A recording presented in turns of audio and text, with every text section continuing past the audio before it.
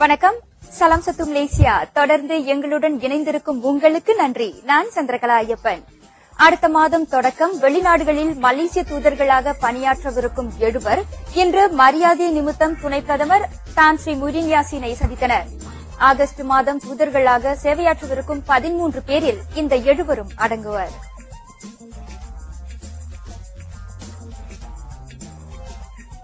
புத்ராஜயாவில் உள்ள தமது அலுவலகத்தில் துணை பிரதமர் இந்த முதல் குழுவினரை வரவேற்றார். அவர்களில் முன்னாள் மியான்மருக்கான மலேசிய தூதரான டாத்தோ மஸ்லான் மொஹமட்டும் அடங்குவார். ஆகஸ்ட் மாதம் தொடக்கம் அவர் நியூசிலாந்திற்கான மலேசிய உயர் ஆணையராக பொறுப்பு வகிக்க உள்ளார். இத்தாலிக்கான புதிய மலேசிய தூதராக டாத்தின் படுகா ஹலிமா அப்துல்லா நியமிக்கப்பட்டுள்ளார். இதற்கு முன்னர் டாத்தின் படுகா ஹலிமா அப்துல்லா ரொமானியாவுக்கான மலேசிய தூதராக சேவையாற்றினார் என்பது குறிப்பிடத்தக்கதாகும். மலேசியாவுக்கான ஆணையர் தூதர் என்ற முறையில் தங்களது கடமை பங்கு தொடர்பில் துணை பிரதமரின் ஆலோசனையை பெற அவர்கள் இச்சந்திப்பை மேற்கொண்டனர். 2வது குழுவினர் ஆகஸ்ட் 2ஆம் தேதி துணை பிரதமரை சந்திக்க உள்ளனர். அனைத்து தூதர்களும் ஆகஸ்ட் 12ஆம் தேதி பேரரசர் துவான்கு மீசான் ஜைனால் அபிடினிடமிருந்து தங்களது நியமன கடிதத்தை பெறுவார்கள் என தெரிவிக்கப்பட்டது. சுதந்திர தின கொண்டாட்டத்தை வரவேற்கும் வகையில் நாடளாவிய நிலையில் பல நிகழ்ச்சிகள் நடத்தப்பட்டு வருகின்றன. அவ்வகையில் பெர்லிஸில் 50 ஆரம்ப பள்ளி மாணவர்கள் சுதந்திர தின சைக்கிள் அணிவகுப்பில் கலந்து கொண்டனர். கங்கார் படாங் மலாங்கி தேசிய பள்ளியில் இருந்து மாணவர்களின் இந்த அணிவகுப்பு தொடங்கியது. 4ஆம் 5ஆம் மாணவர்களும் சாலை பாதுகாப்பு கல்வி அமைப்பைச் சேர்ந்த உறுப்பினர்களும் இதில் பங்கெடுத்துக் கொண்டனர். மாணவர்களிடையே தேசப்பற்றை விதைப்பதோடு இந்த அணிவகுப்பின் மூலம் சைக்கிள்களுக்கான தலைக்கவசத்தை அணிவதன் முக்கியத்துவம் குறித்து உணர்த்த முடிந்ததாக சாலை பாதுகாப்புத்துறையின் இயக்குநர் முகமது ஃபஸ்லி முகமது லாத்தீப் தெரிவித்தார். அதிகமான மாணவர்கள் பள்ளிக்கு சைக்கிளில் செல்கின்றனர். அவர்கள் தலைக்கவசம் அணிவது அவசியம் என அவர் வலியுறுத்தினார். இதன் வழி சாலை விபத்துகளை குறைக்க முடியும் எனவும் அவர் நம்பிக்கை தெரிவித்தார். முன்னதாக சாலை பாதுகாப்புத்துறையினர் அப்பள்ளிக்கு மாணவர்களுக்கு 70 தலைக்கவசங்களையும் பாதுகாப்பு கவச ஆடைகளையும் எடுத்து வழங்கினார். மெக்சிகோ தென் மாநிலமான ஓககாவின் 3ஆம் நிலை புயலான டோரா தற்போது சூறாவளியாக வலுவடைந்து பசிபிக் கரையை நோக்கி நகர்ந்து கொண்டிருப்பதால் அங்கு பலத்த காற்றுடன் கூடிய மழையும் வெள்ளமும் ஏற்பட்டுள்ளது. மணிக்கு 185 கிலோமீட்டர் வேகத்தில் டோரா சூறாவளி வீசி வருவதாக அமெரிக்க தேசிய சூறாவளி மையம் தெரிவித்தது.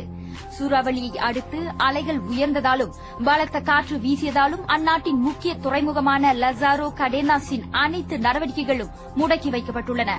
பிளாயா வின்சே கிராமத்தில் பல வீடுகளும் வர்த்தக பகுதிகளும் வெள்ளத்தில் சேதமடைந்ததோடு 200க்கும் மேற்பட்ட மீனவர்களும் பாதிக்கப்பட்டனர். கடலில் நீர்மட்டம் உயர்ந்துள்ளதால் மீன் வகைகள் குறைவான அளவிலேயே கிடைக்கும் என மீனவர்கள் வருத்தம் தெரிவித்துள்ளனர். தென்னிந்தியா கொல்கத்தா பிரகாஷ் நகரில் 11 பேரை தாக்கிய சிறுத்தை ஒன்று கத்தி குத்து காயத்துக்குள்ளானதால் இறந்தது. சம்பந்தப்பட்ட சிறுத்தை வனவிலங்கு சாலைக்கு கொண்டு செல்லும் வழியில் இறந்ததை வனத்துறை அதிகாரிகள் உறுதிப்படுத்தினர். மக்கள் வசிக்கும் பகுதியில் நுழைய முயன்ற சிறுத்தையை பிடிக்க வனவிலங்கு துறையினரும் பொதுமக்களும் சில மணி நேரம் போராடியதாக தெரிவிக்கப்பட்டது. சிறுத்தையை பயமுறுத்தும் நோக்கில் துப்பாக்கிச் சூடும் நடத்தப்பட்டது. இறுதியில் அதனை பொதுமக்கள் கத்தி, பிரம்பு, கற்கள் போன்றவற்றால் தாக்கினர். இப்போராட்டத்தின் போது 6 பொதுமக்களும் 1 போலீசாரும் 4 வனத்துறை அதிகாரிகளும் காயமுற்றனர். கத்தியால் தாக்கப்பட்ட சிறுத்தை 1 மணி நேரத்திற்கு பின்னர் மாண்டது.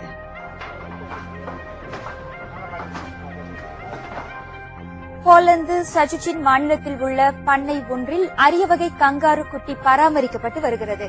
பிறந்து 7 மாதங்களேயான இக்குட்டி வெள்ளை நிற தோலையும் வெண்ணிற முடியையும் இளஞ்சிவப்பு நிறத்திலான கண்களையும் கொண்டுள்ளது. இப்பண்ணைக்கு வரும் சுற்றுப்பயணிகள் இந்த வெள்ளை நிறத்திலான கங்காரு குட்டியை கண்டு அதிர்ச்சி அடைவதாக அதன் பராமரிப்பாளர் லூசினா லமனிக் தெரிவித்தார். ஒரு சிலர் இன்னும் சில நாட்களில் அதன் தோலின் நிறம் மாறக்கூடும் என தங்கள் கருத்துக்களை வெளியிட்டதாக அவர் சொன்னார். இருப்பினும் இது ஒரு அல்பீனிய வகையைச் சேர்ந்த கங்காரு என விளக்கமளிக்கப்பட்டதை அடுத்து அதன் நிறம் என்றுமே மாறக்கூடியது அல்ல என்பதை அவர்கள் உணர்ந்ததாக லூசினா கூறினார். பிறந்தபொழுது இந்த கங்காருவின் தோலில் ரோமங்கள் காணப்படாததால் அது அல்பீனிய வகையைச் சேர்ந்தது என கண்டறிவதில் தொடக்கத்தில் சிரமத்தை எதிர்நோக்கியதாக கூறினார் அவர். தற்போது தன் பெற்றோருடன் வளர்ந்து வரும் இந்த கங்காரு கூடிய விரைவில் பெரிய கூண்டுக்கு மாற்றப்பட உள்ளது. இத்துடன் தமிழ் செய்தி நிறைவடைகின்றது. அடுத்து வரும் டிவிஐ ஆங்கில செய்தியை காண தொடர்ந்து எங்களுடன் இணைந்திருங்கள்.